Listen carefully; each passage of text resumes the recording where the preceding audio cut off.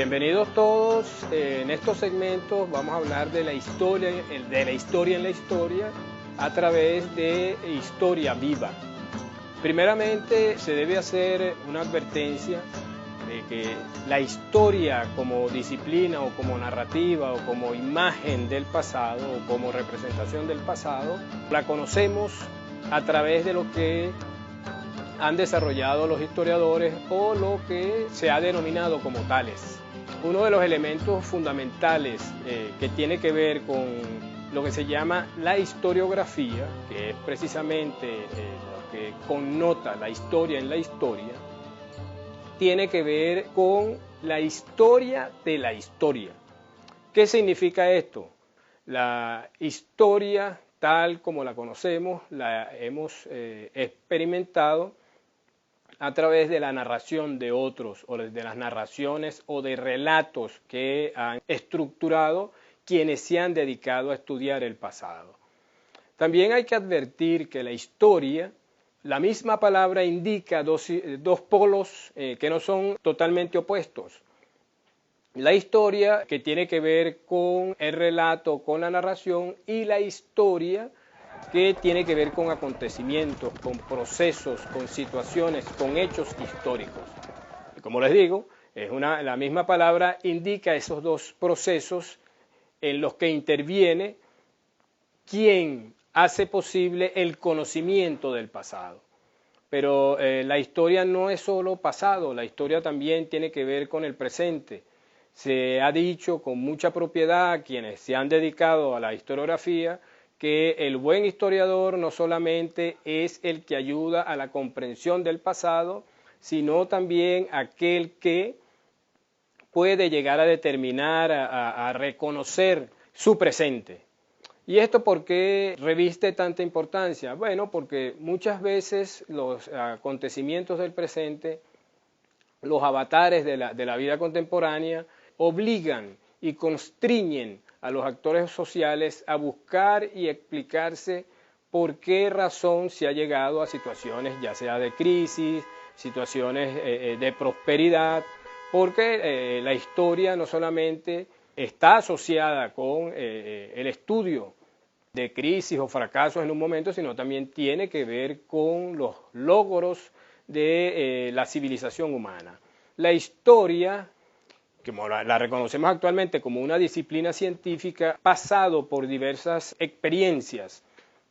También la historia ha tenido que ver con distintas expresiones según quienes las han llevado a efecto o quienes se han dedicado a su reconstrucción. Si nosotros nos remitimos, por ejemplo, a la historia que se hizo en eso que se conoce según la cronología absoluta, esa que conocemos nosotros de edad antigua, edad media, edad contemporánea o edad moderna, nosotros podemos visualizar que en sus inicios esa historia se estructuró de acuerdo con genealogías, es decir, con establecer el origen de familiares, reyes, en fin. Su connotación primera tuvo que ver con la humanización no solamente de los dioses, sino también tuvo que ver con la entronización, con la colocación en un lugar supremo de aquellos quienes accionaban desde el aparato político, ya fueran como reyes, monarcas, en fin. Ese tipo de historia más bien se relacionó con el deseo de que la posteridad no dejara perder muchos de los acontecimientos que se estaban viviendo en el momento presente. Es decir, si nosotros en términos generales habláramos de la historia en los tiempos de la antigüedad, sobre todo en el mundo helénico, en el mundo griego, inclusive en el mundo grecorromano, debemos hacer la asociación con un tipo de historia que se hacía no para comprender el pasado tal cual como lo vemos nosotros actualmente, sino de una historia que quería trascender en el tiempo y que se recordara lo que había sucedido en cierto momento. Se tiene como historiador, o como el primer historiador, y eso es el canon que lo ha establecido de ese modo, la academia, la figura de Heródoto. Heródoto precisamente fue el que escribió acerca de las guerras médicas, y Heródoto lo hizo con la intención de que lo que se había experimentado en esas guerras fuese recordado en la posteridad, pero con la particularidad de que colocaba en un lugar especial a los griegos frente a lo que llamaban los bárbaros, es decir, los tartamudos, porque los bárbaros tenían que ver, que se tenía como connotación de los tartamudos. Y es ese tipo de historia precisamente que se vincula con la memoria más bien. Asunto que debemos tener presente porque muchas veces se suele, sobre todo en estos... desde mediados del siglo XX y en lo que va de esta centuria, que ambos términos se han intercalado y se sobreponen unos con otros e inclusive algunos los utilizan de modo similar. Y no es así, porque si un elemento fundamental tuvo que ver con el mundo greco-romano fue la historia asociada con la memoria. Y era precisamente por lo que les estoy diciendo, porque el convencimiento de quienes se dedicaron a escribir, especialmente acciones bélicas, lo hacían con el propósito y la finalidad de la trascendencia en el tiempo. En la próxima parte desarrollaremos algunos de estos aspectos y otros relacionados y vinculados con esto.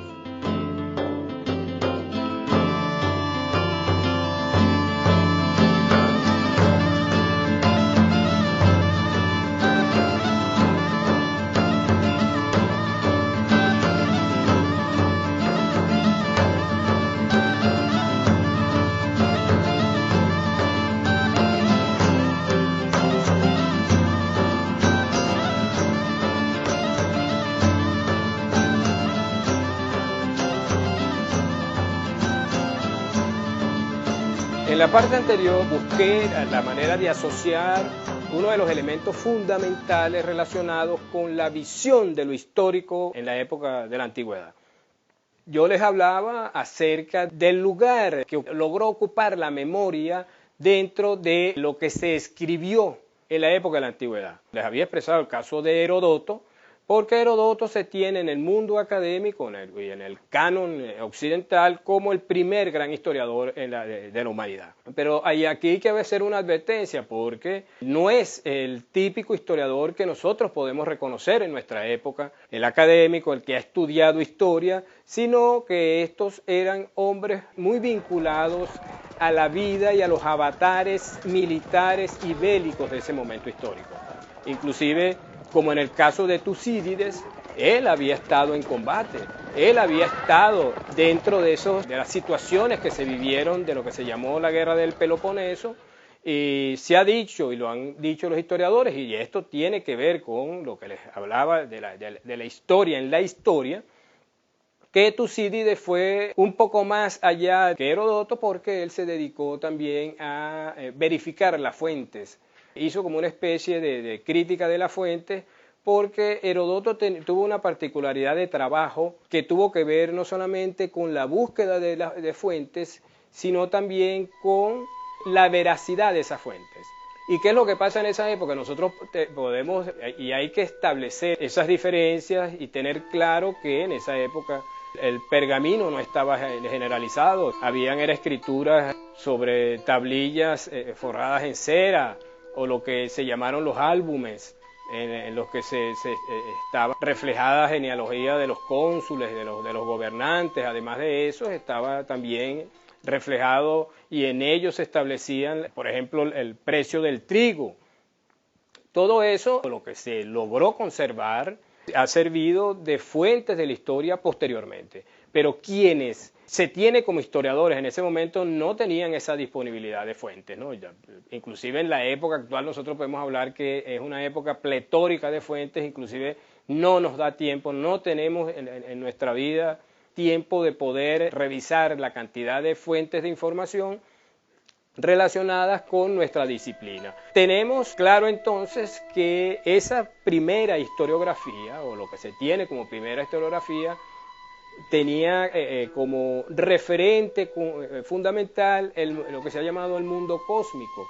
Ahí se ligaban mucho, no solamente anécdotas, genealogías, sino también allí estaba presente las profecías Recordemos que en ese momento, bueno, si los desastres naturales están presentes en una época como la actual con tantos avances técnicos y tecnológicos, fíjense cómo ustedes, como en esa época de la que estamos hablando, de hace miles de años, estaba muy presente entre quienes no solamente eran gobernantes, sino también quienes colaboraban con ellos, como en el caso de estos filósofos que habían reflexionado acerca de la historia y, como les decía al principio, para la posteridad.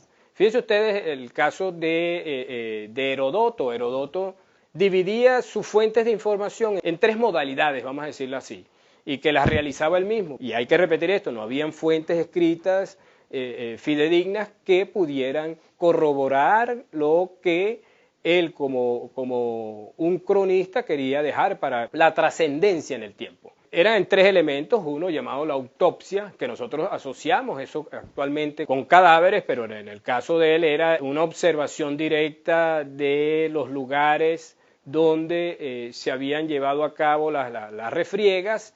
Otro, inclusive, no solamente revisar restos de guerra, sino también eso incluía los cráneos de los cadáveres. Otro paso que él cumplía y que tenía que ver con la razón y la racionalidad era el conocimiento. ¿Pero a qué llamaba conocimiento? Era precisamente a la información que podían proporcionar aquellos que habían dirigido los actos o las batallas o las acciones de guerra. Y en un tercer lugar, él hablaba de los cuentos. ¿Quiénes echan los cuentos? Y para él eso era fundamental. Bueno, los cuentos era el vulgo, el común de las personas, y con eso Heródoto trabajaba, y esas fueron sus fuentes fundamentales. Y fue a través de eso que él logró estructurar sus relatos, establecer sus narraciones que, lo repito y eso no lo debemos olvidar, que eran para el futuro, eran escritos para la trascendencia y no ser olvidados, y aquí entra el caso de la memoria. Volvemos con estos aspectos en el otro segmento y cerramos lo relacionado con la memoria.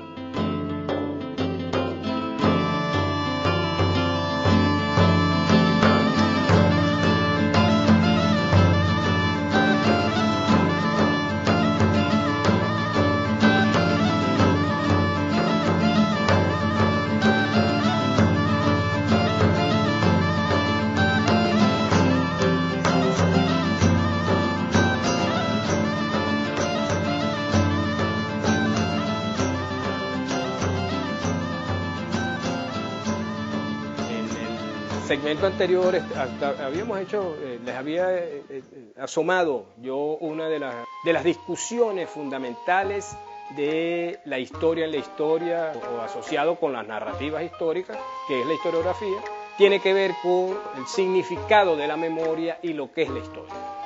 Si nosotros nos dedicáramos a estudiar no solamente el origen de los términos, sino también el uso que se hace de los mismos, pudiéramos entonces comprobar cuando estamos hablando de conceptos históricos y cuando estamos hablando de meras palabras que no tienen mayor trascendencia teórica. Pero en el caso de la memoria, cuando uno le hablan de la memoria, uno le viene inmediatamente, y a cualquiera de ustedes pueden hacer ese ejercicio entre todos y preguntarse qué es la memoria, inmediatamente nos viene a nuestro consciente es el de recordar, evocar, y eso es la memoria. Más bien, inclusive los mismos griegos hablaron de anamnesis. ¿Y qué era la anamnesis?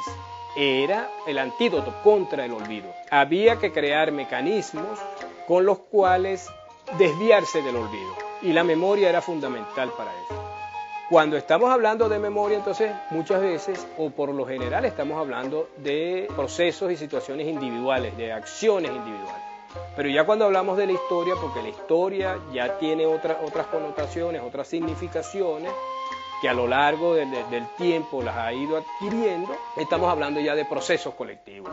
Entonces, ¿el historiador qué hace? El historiador utiliza los elementos incluidos dentro de la memoria para la elaboración o la reconstrucción del pasado. Volvemos al caso de la antigüedad. La memoria se mezclaba mucho con eso que se ha llamado la historia o la historiografía.